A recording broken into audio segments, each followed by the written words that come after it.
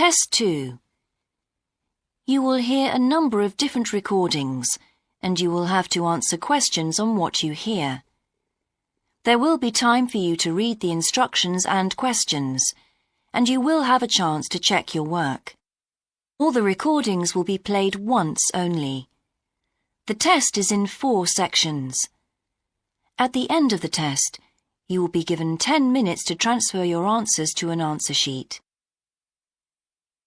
Now turn to Section 1.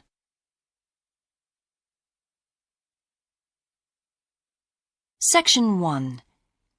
You will hear a conversation between a representative of an insurance company and a customer. First, you have some time to look at questions 1 to 3.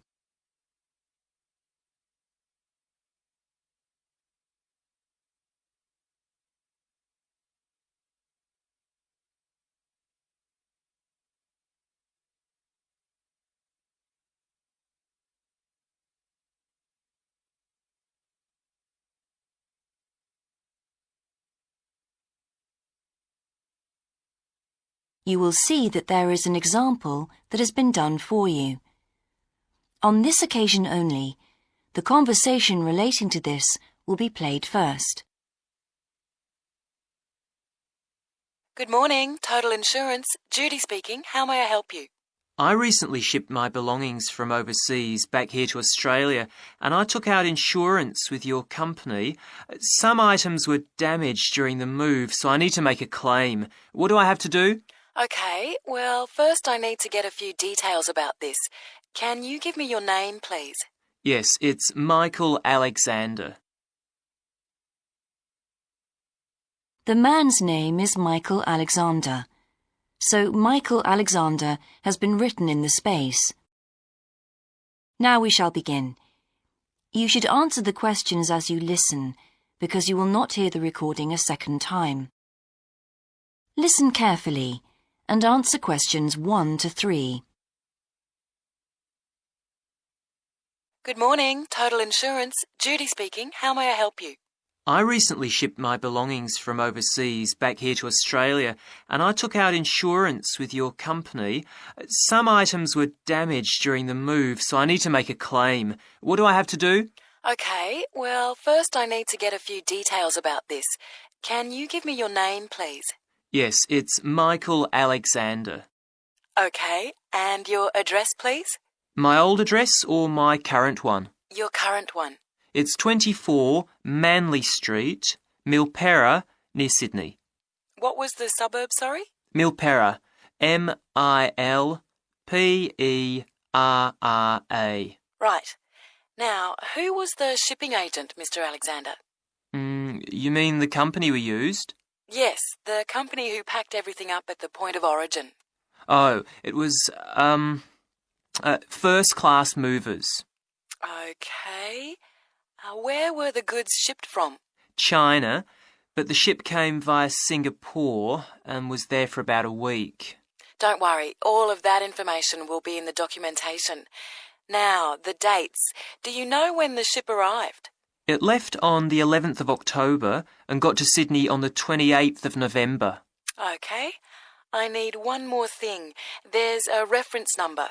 It should be in the top right-hand corner of the pink form they gave you. Let me have a look. I have so many papers. Yes, here it is. It's 601ACK. Thanks.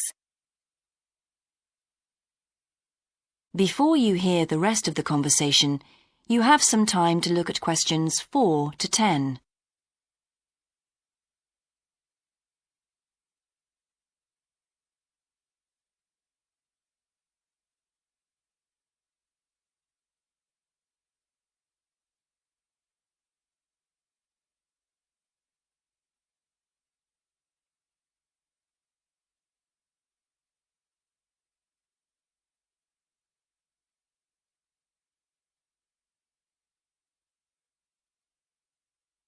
Now listen and answer questions 4 to 10. I need to take down a few details of the actual damage over the phone before you put in a full report. Can you tell me how many items were damaged and what the damage was? Yes, well, 4 things actually. I'll start with the big things. My TV, first of all. It's a large one, very expensive. Insurance doesn't cover electrical problems. It isn't an electrical problem. The screen has a huge crack in it, so it's unusable. I see. Any idea of the price to repair it? No. Well, I don't think it can be repaired. It will need a new one. Okay, I'll make a note of that and we'll see what we can do. Now, what was the second item? The cabinet from the bathroom was damaged as well. It's a lovely cabinet. We use it to keep our towels in. And what is the extent of the damage? Well, the back and the sides seem okay, but the door has a huge hole in it. It can't be repaired. I'm really not very happy about it. And how much do you think it will cost to replace it? Well, when I bought it last year, I paid $125 for it. But the one I've seen here in Sydney is a bit more expensive. It's $140. Right. And what was the third item? My dining room table. It's a lovely table from Indonesia. It must have been very hot inside the container because one leg has completely split down the middle.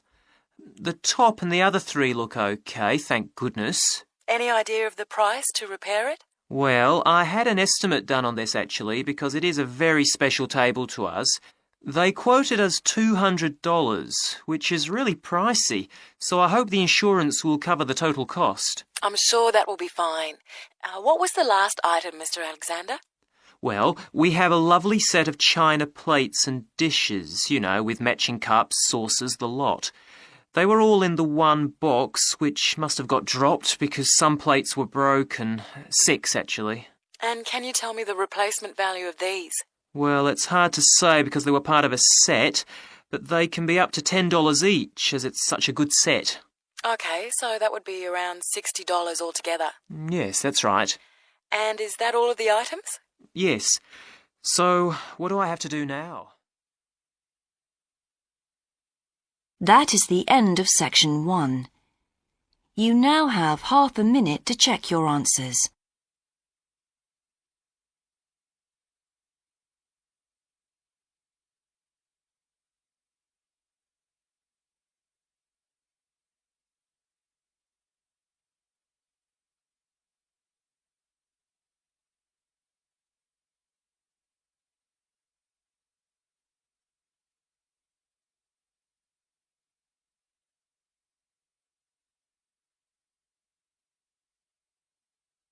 Now turn to section 2.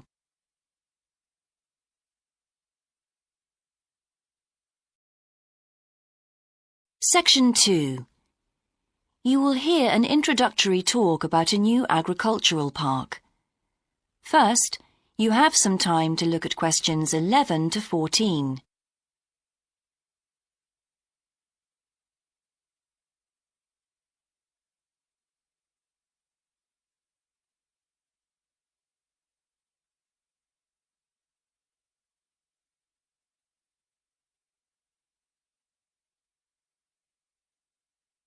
Now listen carefully and answer questions 11 to 14. Welcome to Greenvale Agricultural Park. As you know, we've only been open a week, so you're amongst our first visitors. We have lots of fascinating indoor and outdoor exhibits on our huge complex, spreading hundreds of hectares. Our remit is to give educational opportunities to the wider public, as well as to offer research sites for a wide variety of agriculturists and other scientists. Let's start by seeing what there is to do. As you can see here on our giant wall plan, we are now situated in the reception block here. As you walk out of the main door into the park, there's a path you can follow. If you follow this route, you'll immediately come into the rare breeds section, where we keep a wide variety of animals, which I shall be telling you a little more about later. Next to this, moving east, is the large grazing area for the rare breeds. Then further east, in the largest section of our park, is the forest area. South of the grazing area, and in fact just next to the reception block, is our experimental crop area. In the middle of the park, this circular area, is our lake. These two small rectangular shapes here are the fish farms where we rear fish for sale.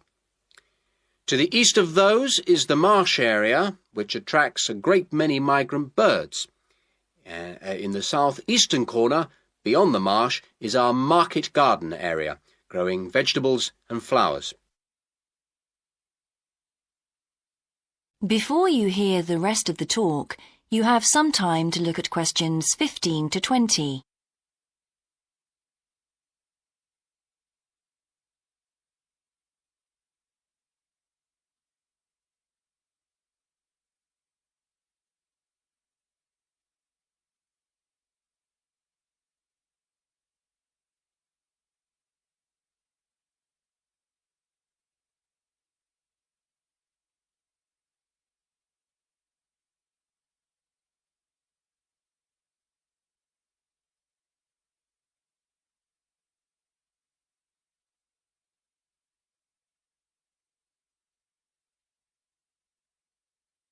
Now listen and answer questions 15 to 20. All these areas can be visited by the general public for almost all the year. Although, please take note of the large signs at the entrance to each area, which tell you when certain areas are being used for particular controlled experiments and are therefore temporarily out of bounds to the public. You can see for yourself what a huge area the park covers, and a key question is always, how can we move around? Well, you have a choice of means, all environmentally friendly. Cars are banned in the park. We have bicycles, which you can hire behind the reception block here. The healthy ones of you can go on foot. And finally, there's our electric tram, powered from solar cells. You find more information about this at the front entrance. A good place to start on your tour is the rare breed section. We keep goats, sheep, and hens, and other kinds of poultry. We're also thinking of bringing in cows and horses, but we do not, as yet, have facilities for these bigger animals. The animals are fed in public twice a day, and a short lecture given on their feeding habits and nutritional needs. These are very popular with the public, but, of course, we mustn't lose sight of the main purpose of having this section, not as such to preserve rare animals, but to maintain the diversity of breeds, to broaden the gene pool for agricultural development. Greenvale changes with the seasons, with different events happening at different times of the year. May will be perhaps our most spectacular month, with the arrival of the Canada geese, and when our fruit trees will be in full blossom. But there are interesting events on all year round. For example, John Havers, our expert fly fisherman, is currently giving displays on the lake. Each of the sections has its own seasonal calendar, and please consult the summary board at the main entrance. And the final section, as we return to the reception blocks, is the orchard. Do take time to browse round our shop. There's a wide selection of books on wildlife, some of them written by local authors, and the history of farming, including organic farming, something which the park will be diversifying into in the coming months. That is the end of section 2. You now have half a minute to check your answers.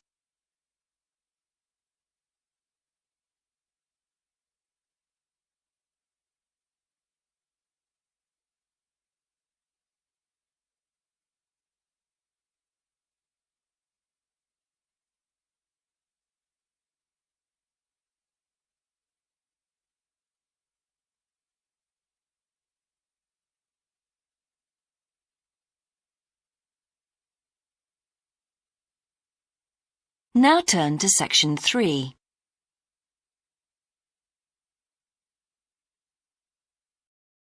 Section 3. You will hear part of a seminar in which a researcher called Grant Freeman discusses his work on Australian honeybees with a group of students. First, you have some time to look at questions 21 to 24.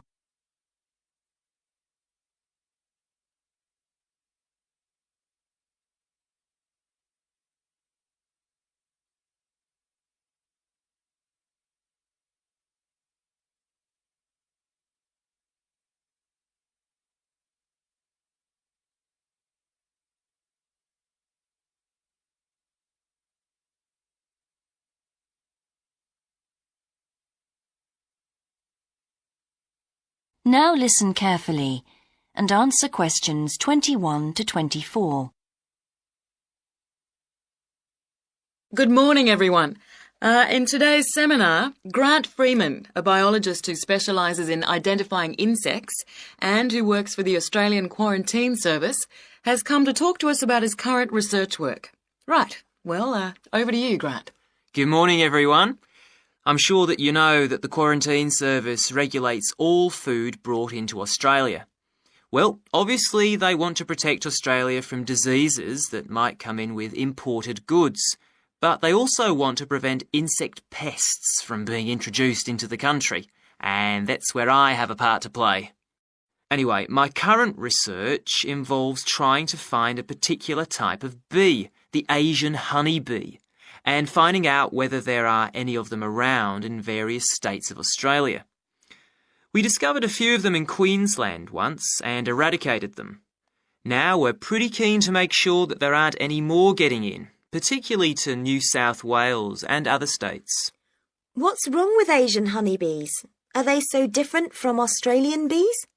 Well, in fact, they look almost the same, but they are infested with mites, microscopic creatures which live on them, and which can seriously damage our own homegrown bees, or could even wipe them out. Well, what would happen if Australian bees died out? Well, the honey from Australian bees is of excellent quality, much better than the stuff the Asian bees produce. In fact, Australia exports native queen bees to a large number of countries because of this. When the European honeybee was first discovered out in the bush, we found they made really unpleasant honey, and they were also too big to pollinate many of our native flowers here in Australia. That must have had a devastating effect on the natural flora. Did you lose any species? No, we managed to get them under control before that happened. But if Asian bees got in, there could be other consequences. We could lose a lot of money because, you might not be aware, but it's estimated that native bees' pollination of flower and vegetable crops is worth $1.2 billion a year. So in a way, they're the farmer's friend. Oh, and another thing is, if you're stung by an Asian honeybee, it can produce an allergic reaction in some people, so they're much more dangerous than native bees. Before you hear the rest of the seminar, you have some time to look at questions 25 to 30.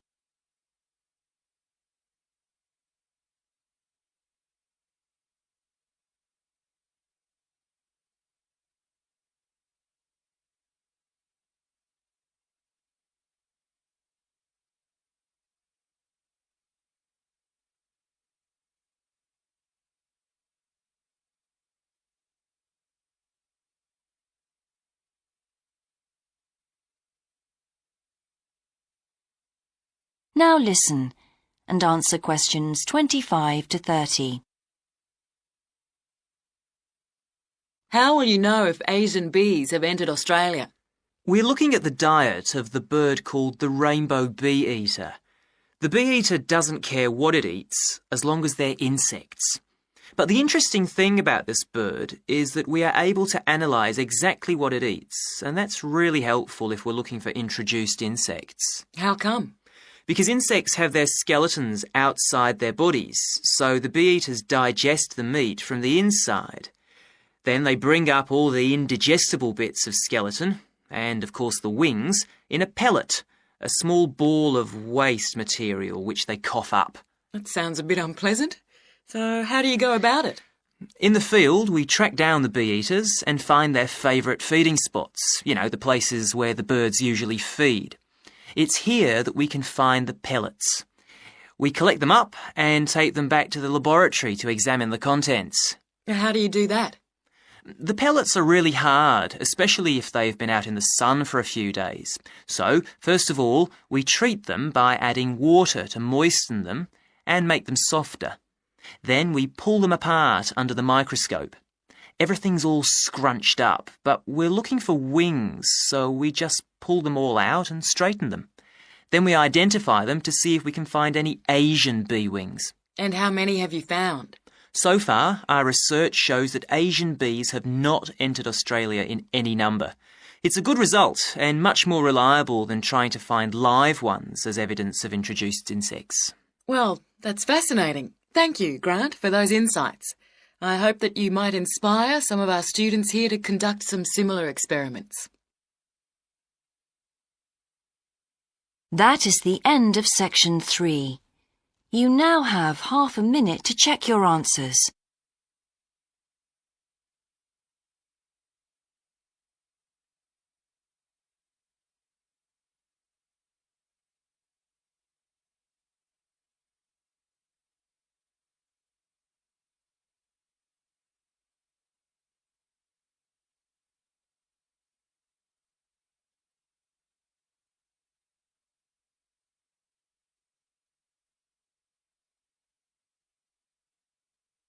Now turn to section 4.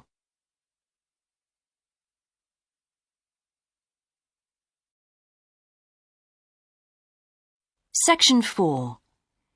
You will hear a student called Shona giving a presentation on her research report. First, you have some time to look at questions 31 to 40.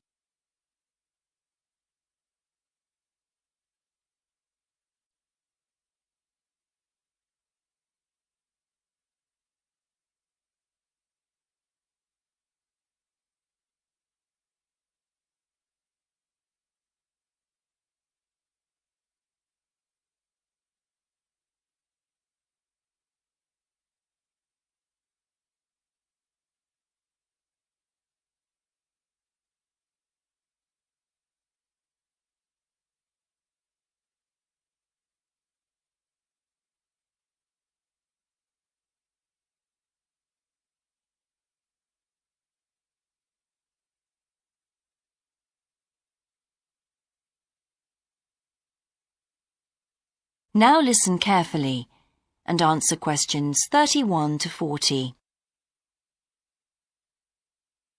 I've been doing some research into what people in Britain think of doctors, the ones who work in general practice, the first call for medical care, and comparing this with the situation in a couple of other countries.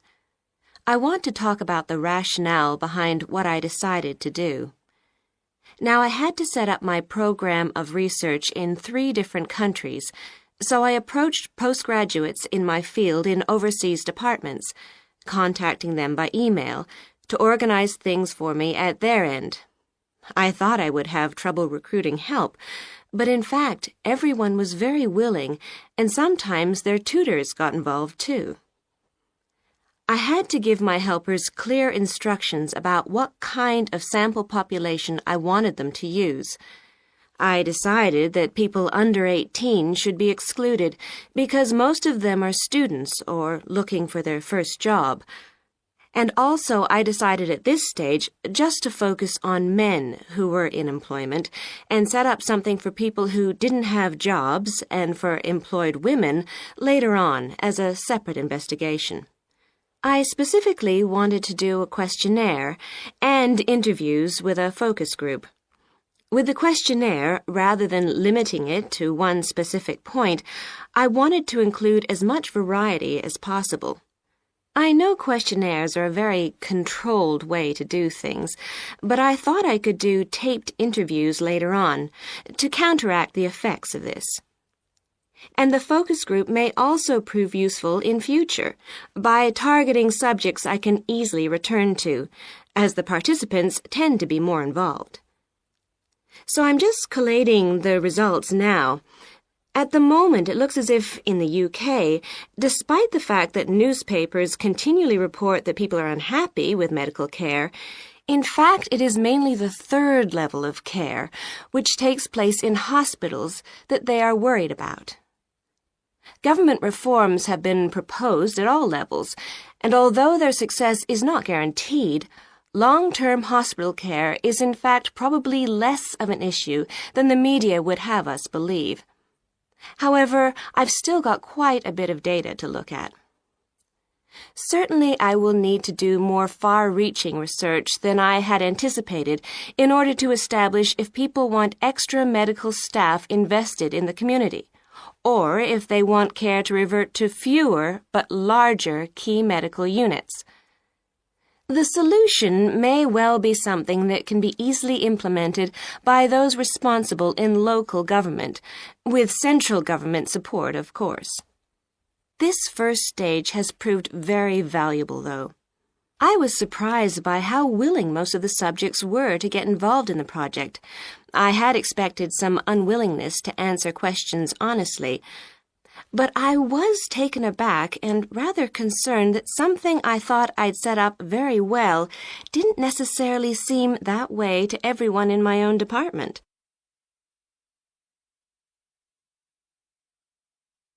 I thought you might also be interested in some of the problems I encountered in collecting my data. There were odd cases that threw me. One of the subjects who I had approached while he was out shopping in town decided to pull out when it came to the second round. It was a shame, as it was someone who I would like to have interviewed more closely. And one of the first-year students I interviewed wanted reassurance that no names would be traceable from the answers. I was so surprised, because they think nothing of telling you about themselves and their opinions in seminar groups. Then one of the people that I worked with got a bit funny. The questions were quite personal, and one minute he said he'd do it, then the next day he wouldn't. And in the end, he did do it. It's hard not to get angry in that situation, but I tried to keep focused on the overall picture in order to stay calm. The most bizarre case was a telephone interview I did with a teacher at a university in France. He answered all my questions in great detail, but then when I asked how much access he had to dangerous substances, he wouldn't tell me exactly what his work involved. It was a real eye-opener. That is the end of section 4. You now have half a minute to check your answers.